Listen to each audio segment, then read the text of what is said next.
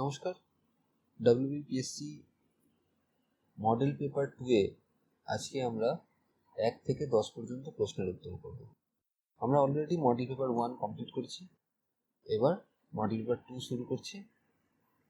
শুরু করা যাক। প্রথম প্রশ্ন, question number 1, separation of water or water sand cement from a freshly mixed concrete is known as. এখানে বলছে একটা ফ্রেশলি মিক্সড কংক্রিট থেকে যদি ওয়াটার আর ওয়াটার স্যান্ড সিমেন্ট আলাদা হয়ে যায় তবে সেটাকে কি বলা হয়? প্রথমে অপশান দেখে নিই। Option A bleeding, option B creeping, option C segregation, option D flooding. Separation of water or water cement from the freshly mixed concrete is known as bleeding. এখানে বলছে যে ফ্রেশলি মিক্সড কংক্রিট থেকে যদি আমরা water বা water cement যদি আলাদা হয়ে যায় তাহলে সেটাকে ব্লিডিং বলা হয়। It is generally observed in a highly wet mixed concrete and badly proportioned concrete after the placing of concrete. যখন কংক্রিটকে প্লেস করা হয় সেই কংক্রিট যদি হাইলি ওয়েট মিক্সড হয়, মানে এর মধ্যে যদি জলের পরিমাণ অনেক বেশি থাকে, অথবা এটা যদি ব্যাডলি প্রপোর্শন হয়, তাহলে সেই ক্ষেত্রে ব্লিডিং দেখা যেতে পারে কংক্রিটে। Free water rises upward to the concrete surface when the settlement occur in the concrete. Concrete যখন প্লেস করা হয় সেই কংক্রিট সেট হতে থাকে এবং হার্ড হতে থাকে। যখন কংক্রিট সেট হয় এর মধ্যে একটা সেটেলমেন্ট হয়। এই সেটেলমেন্টের ফলে যে এক্সট্রা যে জলটা থাকে কংক্রিটের মধ্যে সেটা আপওয়ার্ড রাইজ করে, মানে উপরের দিকে উঠতে থাকে এবং কংক্রিট সারফেসে একটা জলের আবরণ তৈরি করে টপ সারফেসে। এটা কি ব্লিডিং বলা হয়। This process we called bleeding of concrete.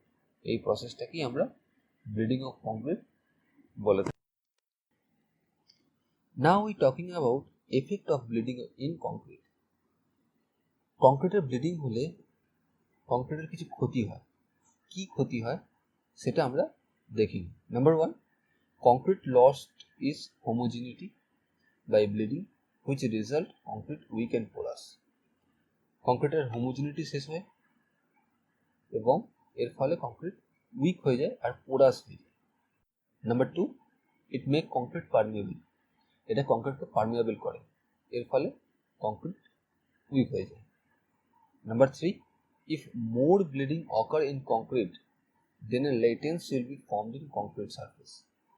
যদি প্রচুর পরিমাণে ব্লিড হয় তাহলে সারফেসে একটা লেটেন্স তৈরি হয়। লেটেন্স মানে হচ্ছে সিমেন্ট আর জলের একটা আবরণ। Due to laitance structure may decrease its life. এই লেটেন্সের জন্য স্ট্রাকচারের যে লাইফ সেটা কমে যায়। এবার আমরা দেখব how to control bleeding in concrete. কংক্রিটে এই ব্লিডিংকে কী করে কন্ট্রোল করা যায়। Number 1, do not add excess quantity of water. সিমেন্টের রিয়াকশানের জন্য একটা সার্টেন পরিমাণ জলের দরকার হয় কংক্রিটে। এর থেকে বেশি জল কংক্রিটে দেওয়া উচিত নয়। অনেক সময় কী হয়, কংক্রিটকে ওয়ার্কেবল করার জন্য এক্সট্রা জল দেওয়া হয়, সেটার ফলে ব্লিডিং হয় কংক্রিটে, সেটা করা উচিত নয়। Number 2, adding more amount of cement in concrete.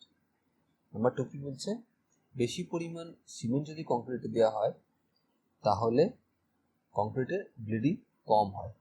Number 3, adding air entraining agent in concrete. কংক্রিটে এয়ার এন্ট্রিং এজেন্ট প্রোভাইড করলে সেক্ষেত্রেও ব্লিডিং কম করা যায়। তাহলে এখানে সঠিক অ্যান্সার অপশান এ, ব্লিডিং।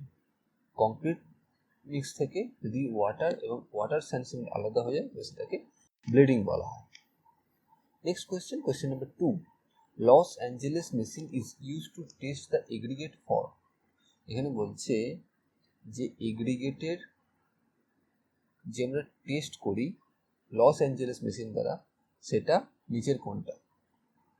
পুরো অপশান দেখে নিই। Option A crushing strength, option B impact value, option C abrasion resistance, option D water absorption. The road aggregate must be hard enough to resist abrasion because due to movement of traffic in highway. এই যে হাইওয়েতে যে traffic movement হয়, এই টায়ারে ঘর্ষণের ফলে stone যে রোডে যে স্টোন থাকে তার উপর একটা অ্যাব্রেশন তৈরি হয়। তাহলে এই রোড এগ্রিগেটকে ততটাই হার্ড হতে হবে যাতে সে অ্যাব্রেশনকে রেজিস্ট করতে পারে। The tyres of vehicle caused abrasion in road aggregate.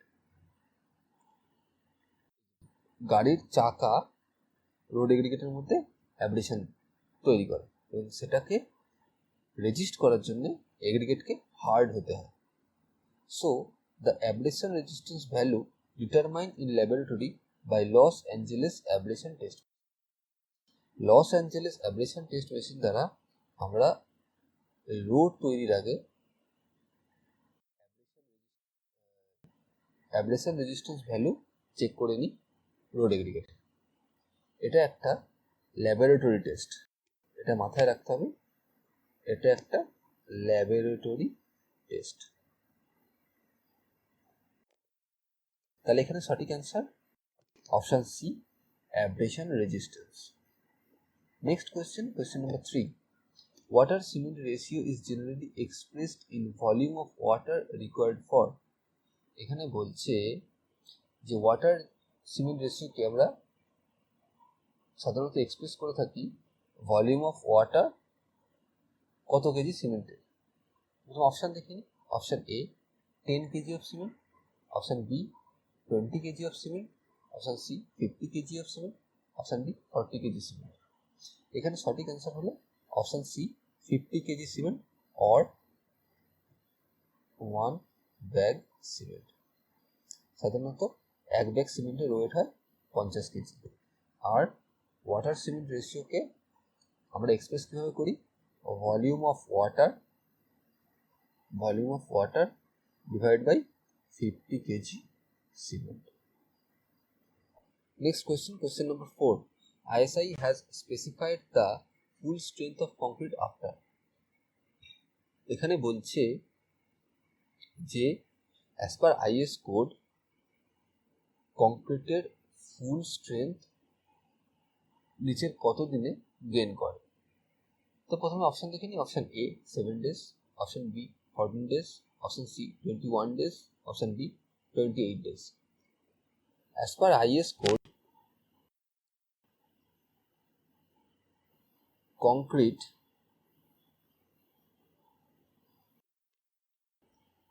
তার 98% স্ট্রেংথ গেইন করে ইন 28 days। এবং এই গেইনিং অফ স্ট্রেংথ ধীরে ধীরে চলতে থাকে। তো আইএস কোড অনুযায়ী এটা ধরে নেওয়া যায় যে কংক্রিট তার ফুল স্ট্রেংথ গেইন করে ইন 28 days, 28 দিন। Next question, question number 5, the concrete which mix causes difficulty in obtaining a smooth finish is known to possess। এখানে বলছে কোন একটা কংক্রিট মিক্সের যখন প্লেস করা হলো, প্লেস করার পর এটা যখন ফিনিশ করা হয়, যদি এটা স্মুথ ফিনিশ না আসে বা স্মুথ ফিনিশ করতে খুব অসুবিধা হয়, তখন সেটাকে কি বলা হয়। প্রথম অপশান দেখে নিই, option A segregation, option B internal friction, option C hardness, option D bleeding. যখন কংক্রিট প্লেস করা হয়, এই প্লেসিংয়ের ফলে কংক্রিট ধীরে ধীরে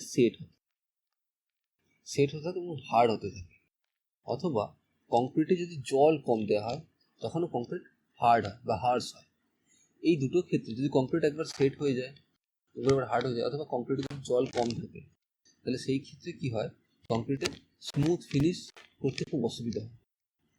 this is called hardness of concrete. তাহলে এখানে সঠিক answer option C hardness. Next question, question number 6, a flaky aggregate is said to be elongated if its length is। এখানে বলছে কোনো একটা এগ্রিগেটকে, কোনো একটা ফ্লেকি এগ্রিগেটকে এলনগেটেড বলা হবে যদি এর লেন্থ, তুমি অপশন দেখে, option A equal to the mean size, যদি এর লেন্থ মিন সাইজের ইকুয়াল হয়। Option B twice the mean size, mean সাইজের ডবল হয়। Option C thrice the mean size, mean সাইজের 3 গুণ হয়। Option D 4 times the mean size, mean সাইজের 4 গুণ। তো প্রথমে দেখে নিই what is flaky aggregate, what is elongated aggregate and what is flaky elongated aggregate. প্রথমে দেখি flaky aggregate. When an aggregate thickness is less than its width and length, this aggregate called flaky aggregate. তাহলে flaky aggregate আমরা কোনটাকে বলবো? যখন কোনো একটা এগ্রিগেটের thickness তার লেন্থ আর উইথের থেকে কম হয়, সেটাকেই আমরা ফ্লেকি এগ্রিগেট বলবো। or when the least dimension of an aggregate is less than 60% of its mean dimension, then it said to be flaky. যখন কোনো একটা এগ্রিগেটের লিস্ট ডাইমেনশনটা তার মিন ডাইমেনশনের থেকে 60%-এরও কম হয়, সেটাকেই আমরা, সেই এগ্রিগেটটাকেই আমরা ফ্লেকি এগ্রিগেট বলে থাকি। নেক্সট আমরা দেখব elongated aggregate. When the length of an aggregate is larger than its width and thickness, then that aggregate is called elongated aggregate. যখন একটা এগ্রিগেটের লেন্থ তার উইথ আর থিকনেসের থেকে বেশি হয়, তখন সেটাকে আমরা elongated aggregate বলে থাকি। or if the length of an aggregate is more than 180% of mean dimension, then it said to be an elongated aggregate. যখন কোনো একটা এগ্রিগেটের লেন্থ তার মিন ডাইমেনশনের থেকে 180%-এর বেশি হয়, তখন সেটাকে আমরা elongated aggregate বলে থাকি। নেক্সট আমরা দেখব flaky elongated aggregate. When the thickness of an aggregate is less than its width and width is less than its length, then that's said to be a flaky elongated aggregate. যখন একটা এগ্রিগেটের thickness তার উইথের থেকে কম হবে আর তার with তার লেন্থের থেকে কম হবে, তখন সেই এগ্রিগেটকে আমরা ফ্লেকি elongated aggregate বলে থাকি। Now the mean dimension of an flaky aggregate is 60%, তাই না? ফ্লেকি এগ্রিগেটের মিন ডাইমেনশন 60% হয়, and that of an elongated aggregate is 180%. Then what is the length of flaky aggregate? Then what is the length of flaky elongated aggregate? তাহলে flaky elongated aggregate এর length কি হবে? The length of the flaky elongated aggregate is 180 divided by 60, 3 times of mean dimension or thrice of mean dimension. তাহলে কি দেখা গেল যে একটা ফ্লেকি elongated aggregate এর লেন্থ তার মিন ডাইমেনশন বা মিন সাইজের 3 গুণ হয়। তাহলে এখানে option C is correct. Next question, question number 7, permissible compressive strength of M200 concrete grade is. এখানে বলছে একটা M200 গ্রেড কংক্রিটের পারমিসিবল কম্প্রেসিভ স্ট্রেংথ কত হয়? প্রথমে অপশন দেখে নিই। Option A 100 kg/cm², option B 150 kg/cm², number C, option C 200 kg/cm², and option D 250 kg/cm². Compressive strength of concrete is calculated by dividing failure load to the area of application of load. তাহলে compressive strength কে আমরা কি দিয়ে calculate করি? failure load divided by area of the application of load or cross sectional area. Compressive strength is equal to load divided by cross sectional area. মানে ধরা যাক কোন একটা কিউব আছে, এর কম্প্রেসিভ স্ট্রেংথ আমরা টেস্ট করছি। এই কিউবের ক্রস সেকশনাল এরিয়া যদি 50 স্কয়ার মিটার হয় আর তারপরে এর উপরে লোড চাপানো হয়, দেখা গেল একটা সার্টেন লোডের পরে এই কংক্রিটটা বা এই কিউবটা ফেল করে যাচ্ছে। ধরা যাক এটা 500, 500-এ গিয়ে কংক্রিটের কিউবটা ফেল করে যাচ্ছে, তাহলে this ratio is called compressive strength of this concrete. M200 grade কংক্রিটের পারমিসিবল কম্প্রেসিভ স্ট্রেংথ হয় 200 কেজি পার সেন্টিমিটার স্কোয়ার। তাহলে এখানে সঠিক answer option C, 200 kg per centimetre square. যদি এটা M200 গ্রেড না হয়ে M150 গ্রেড হতো, তাহলে সেক্ষেত্রে পারমিসিবল কম্প্রেসিভ স্ট্রেংথ হতো M150। সেম যদি এর গ্রেড 100 হতো, তাহলে এটা 100 কেজি পার সেন্টিমিটার স্কোয়ার হতো এর permissible compressive strength. Next question number 8, the shrinkage of concrete. এখানে বলছে কংক্রিটের shrinkage. Option A is proportional to the water contained in the mix. বলছে যে এই যে কংক্রিট মিক্স আছে তার যে ওয়াটার কন্টেন্ট তার সঙ্গে প্রপোর্শনাল। Option B is proportional to cement content, cement কন্টেন্টের সাথে proportional. Option C increases with the age of concrete, age of concrete যত বাড়তে থাকে ততই শ্রিঙ্কেজও বাড়তে থাকে। Option D all of the above. তো প্রথমে আমরা দেখে নিই what is shrinkage. Shrinkage is the volumetric change in concrete which occurs mostly due to the evaporation of water from concrete and develop crack in concrete surface. Shrinkage হলো একটা volumetric change, কংক্রিটের একটা volumetric change. এটা কখন অকার হয়? যখন কংক্রিটের মধ্যে প্রচুর পরিমাণে জল থাকে এবং সেই জল আফটার প্লেসিং অফ কংক্রিট, সেই জলটা যখন এভাপোরেট করে যায় এবং কংক্রিট সারফেসে ক্র্যাক ডেভেলপ করে, এটাকেই আমরা শ্রিঙ্কেজ বলি। Shrinkage are mainly 4 types. Shrinkage সাধারণত 4 প্রকার হয়। Number 1 plastic shrinkage, number 2 drying shrinkage, number 3 autogenous shrinkage, number 4 carbonation shrinkage. Shrinkage is more when too much water added while making of concrete. যখন কংক্রিটকে prepare করা হয় বা কংক্রিটকে তৈরি করা হয় তখন যদি তার মধ্যে জলের পরিমাণ বেশি দেওয়া হয় তখন শ্রিঙ্কেজ তৈরি হয়। It means shrinkage is proportional two water contained in mix. তার মানে যতই ওয়াটার কন্টেন্ট বা ডাব্লুর পরিমাণ বাড়াবে ততই শ্রিঙ্কেজও বাড়তে থাকে।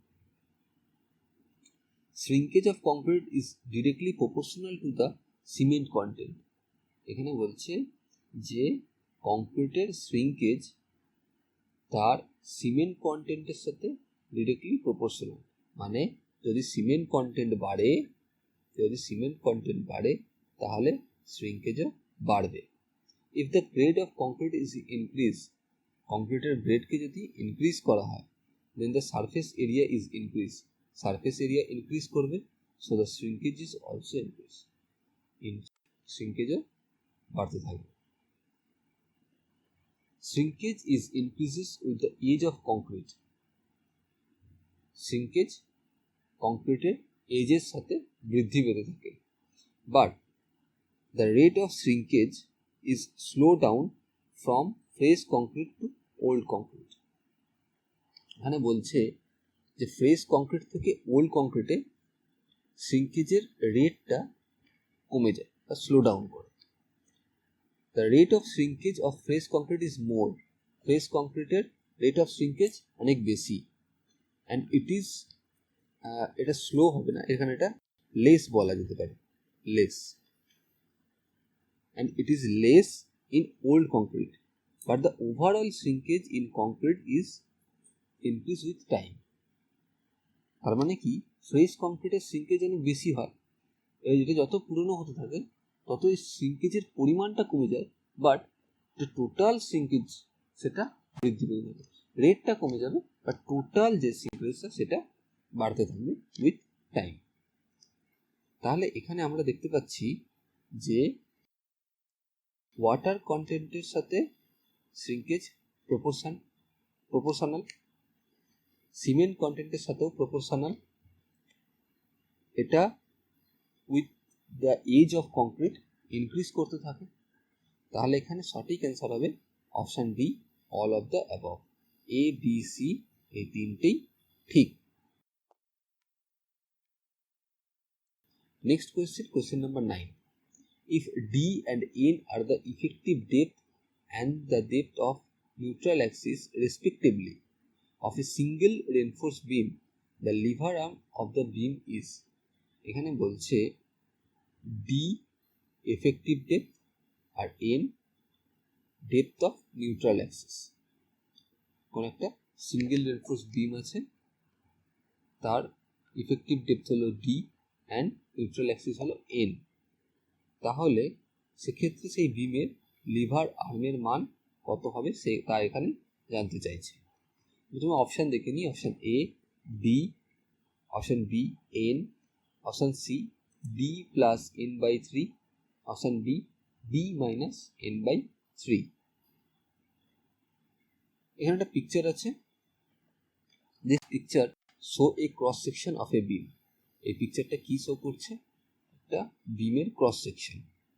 And its effective depth is D, যার ইফেক্টিভ ডেপথ হলো ডি। ইফেক্টিভ ডেপথ মানে centroid of reinforced bar to the top of the compressive zone, and the distance between the top fiber to the neutral axis is n. এই যে dotted লাইনটা দেওয়া রয়েছে এটা হলো neutral Axis, and depth from the top fiber to the neutral axis is called n, যেটা আমাদেরকে প্রশ্নে বলে দিয়েছে।